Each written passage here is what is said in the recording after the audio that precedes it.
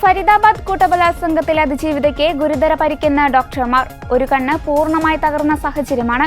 കൂടാതെ തലയ്ക്കും കാര്യമായ പരിക്കുണ്ട്. പീഡനം എതിർത്തപ്പോൾ യുവതിയെ പ്രതികൾ അതിക്രൂരമായി മർദ്ദിക്കുകയായിരുന്നു. യുവതിയുടെ ശരീരത്തിൽ മൂർച്ചയേറിയ ആയുധങ്ങൾ കൊണ്ടുണ്ടായ പരിക്കുകളുണ്ടെന്നും ജീവന് ഭീഷണിയില്ലെങ്കിലും ആരോഗ്യനിലയിൽ പ്രശ്നങ്ങളുണ്ടെന്നാണ് ഡോക്ടർമാർ അറിയിക്കുന്നത്.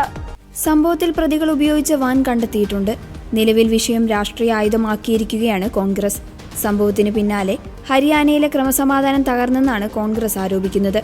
ഇന്നലെയാണ് ഓടുന്ന വാനിലേക്ക് വലിച്ചുകയറ്റി യുവതിയെ ക്രൂരബലാത്സംഗത്തിന് ഇരയാക്കിയത്. തിങ്കളാഴ്ച രാത്രി സെക്ടർ 23 സുഹൃത്തിന്റെ വീട്ടിൽ നിന്ന് മടങ്ങിവരവെ യുവതി കല്യാൺപുരിയിലെ മെട്രോ ചൌക്കിലേക്ക് വാഹനം കാത്തു നിൽക്കുമ്പോഴാണ് സംഭവം. വാനിലെത്തിയ ഇരുവർ സംഘം യുവതിയോട് ലിഫ്റ്റ് നൽകാമെന്ന് പറഞ്ഞു. തുടർന്ന് ഗുരുഗ്രാമിലേക്ക് വാഹനം ഓടിക്കുകയും ഒരു കുന്നിന്റെ ഭാഗത്ത് വെച്ച് യുവതിയെ അക്രമികൾ പീഡിപ്പിക്കുകയുമായിരുന്നു. ഓടിക്കൊണ്ടിരുന്ന വാനിൽ വെച്ച് യുവതിയെ പ്രതികൾ ബലാത്സംഗം ചെയ്തു. ബലാത്സംഗത്തിന് ശേഷം യുവതിയെ അക്രമികൾ റോഡിലേക്ക് വലിച്ചെറിയുകയായിരുന്നുവെന്നും പോലീസ് പറഞ്ഞു. ഏകദേശം 2.5 മണിക്കൂറോളമാണ് പ്രതികൾ യുവതിയുമായി വാനിൽ സഞ്ചരിച്ചത്. ഒടുവിൽ പുലർച്ചെ 3 മണിയോടെ SMG നഗറിലെ രാജാ ചൌക്കിന് സമീപത്ത് വെച്ചാണ് യുവതിയെ വാനിൽ നിന്ന് പുറത്തേക്ക് തള്ളിയിട്ടത്. ഗുരുതരമായി പരിക്കേറ്റ സ്ത്രീയുടെ മുഖത്ത് രക്തസ്രാവമുണ്ടായിരുന്നു. യുവതി തന്റെ സഹോദരിയെ പലതവണ വിളിച്ചുവെങ്കിലും ആദ്യം ഫോൺ കണക്ട് ആയിരുന്നില്ല. പിന്നീട് അവർ തിരികെ വിളിച്ചപ്പോഴാണ് സംഭവം അറിഞ്ഞത്. തുടർന്ന് കുടുംബാംഗങ്ങൾ സ്ഥലത്തെത്തി ഗുരുതരാവസ്ഥയിൽ യുവതിയെ ആശുപത്രിയിൽ പ്രവേശിപ്പിച്ചു.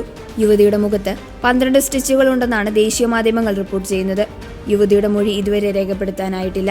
വിവാഹിതയായ യുവതിക്ക് 3 കുട്ടികളുണ്ടെന്ന് റിപ്പോർട്ടുകളുണ്ട്. യുവതിയുടെ കുടുംബം നൽകിയ പരാതിയുടെ അടിസ്ഥാനത്തിൽ കോട്ട്വാലി പോലീസ് കേസെടുത്തു.